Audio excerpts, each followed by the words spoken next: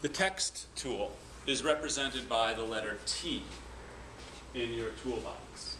The text tool actually has a bunch of sort of different iterations that I want to show you right now. The different iterations of the tool are accessed by clicking and holding down on that button with the T in your toolbox. And you'll see that there's not only what's called the type tool, I'm sorry, we're calling it the text tool, the type tool, but there's also area type and type on a path tool. I'm going to show you these three tools and their functions right now. The type tool is quite simple. You can click and it drops a cursor. Once you've dropped a cursor, notice that your property bar is now for characters, and you have what's up here, character, and there's your font name. Everyone know what a font is? Okay. Yeah. Good. And your font size, and I'll show you how to use that right now. So let's say I want to type something. This is my big message. It's kind of small, right? If I want a big message, I want to make my font larger. How do I change my font?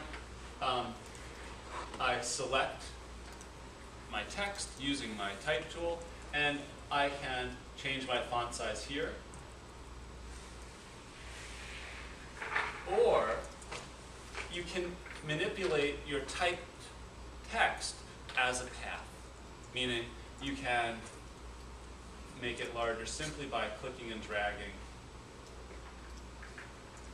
Okay, this is very much a path, and in fact, it has a fill and a stroke. Right now, my fill is what? My stroke is what? Anybody? Nothing. Yep, my stroke is nothing and my fill is flat, right? Good.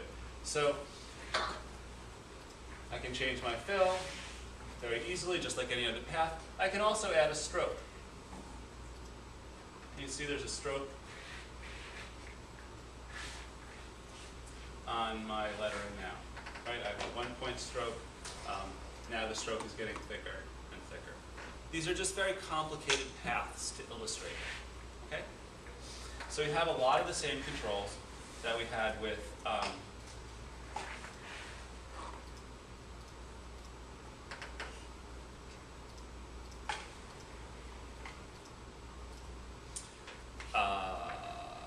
the other shapes we've worked with, whether we generated them with the pen tool or the rectangle tool.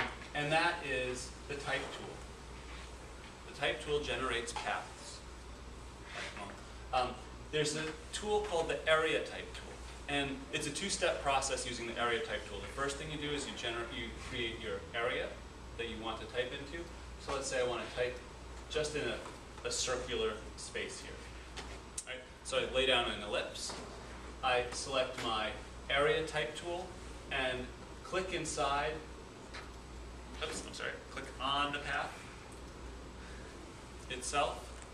And now you type. This is typing inside the oval. I can type. Let me make this much smaller and give you a real sense of what this does.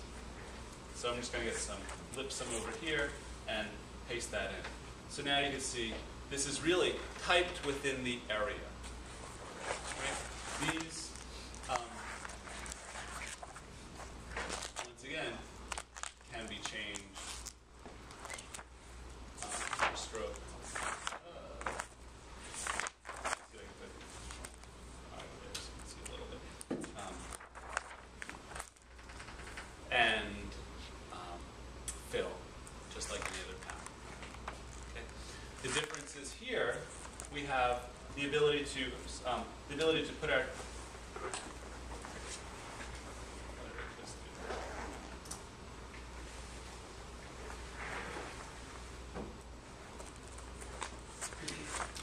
we have the ability to, here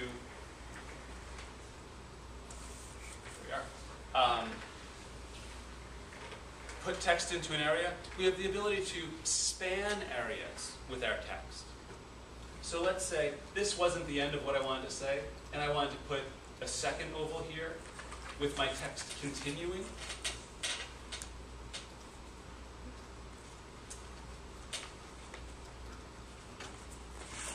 there's, trying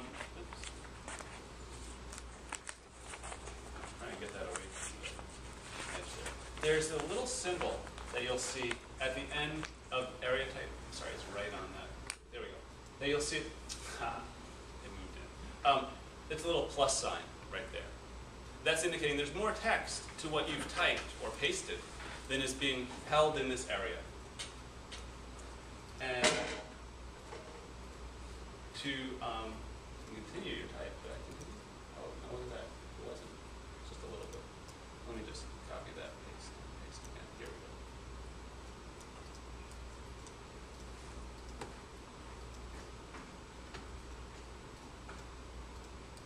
So you click on that plus with your type tool or your direct selection tool, and then you click on the area where you'd like it to continue to. So there we have my type continuing with there now. Okay. Notice that my oval disappeared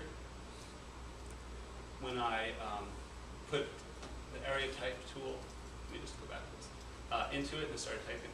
Click on the path. Right, my fill disappears, my stroke disappears. If you want to keep your fill and stroke of your area, you need to double it. You need to sort of make a copy before you type in it. So I sort of copy this, paste in front, and then use my area type tool. Do that every time.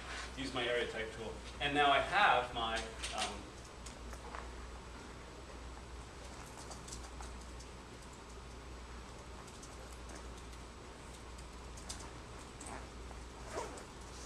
this is my area type with the background, but really, it's not part of the background, right? It's a second oval there. Actually, double that 2 times.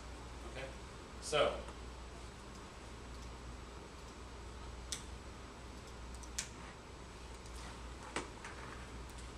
what could this be used for? I mean, already this looks like the Death Star to me, honestly. You know? A play on the AT&T logo, right? There's many things that sort of things within a circle bring up that you could sort of use to your ends. The last type tool that I want to show you right now before you go ahead and practice on your own is what's called the type on a path tool. And so if the area type tool defines our type as a fill, right? The type on a path tool just defines our path as a stroke. Okay?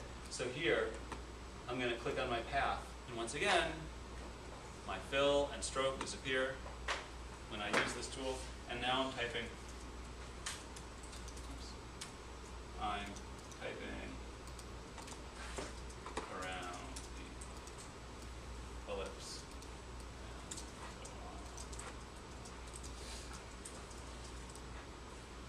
Okay.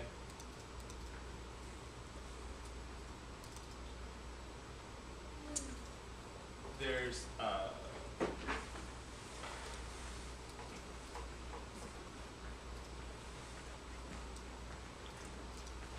so there's ways to set up text as a big graphic element, set up text as sort of smaller elements, and set up text as sort of line elements or sort of figurative elements. Okay? Go ahead and try those 3 tools, please.